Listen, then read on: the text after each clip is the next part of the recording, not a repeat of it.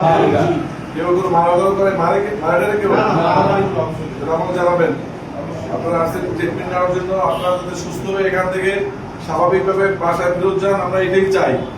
আমাদের উদ্দেশ্য একটাই, আপনাদেরকে ভালো করা।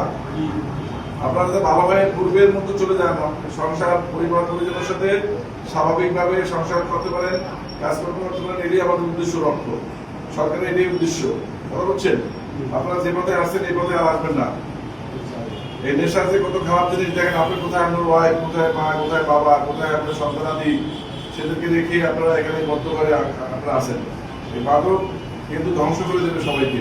কাজে আপনারা এই সুস্থ হয়ে আপনার এলাকায় গিয়ে মাদক ছাড়া খায় বা সেবন করে বা ব্যবসা করে এদেরকে এইসব কথা বলবেন সব, যাতে মাদক থেকে ফেরত আসে। ঠিক আছে? আপনারা সবাই ভালো থাকবেন এবং আপনারা সুস্থ থাকবেন, সুন্দর হবেন, সুস্থ হয়ে এখান থেকে ফেরত যাবেন, এটাই আমরা আশা করি। ঠিক আছে না? আর এখানে যারা ওই আশেপাশে বাইরে থেকে যারা রিকভারি, এরা কোনো ডিস্টার্ব করে নাকি? কিছু নিয়ে দিয়ে আসে নাকি? বিড়ি টিড়ি খায় নাকি কেউ? বিড়ি ছাড়তে হবে কিন্তু, এই বিড়িটাই কিন্তু মেইন জিনিস। এই বিড়ির থেকে শুরু হয় নেশা। একজন আপনি কতদিন ধরে আছেন?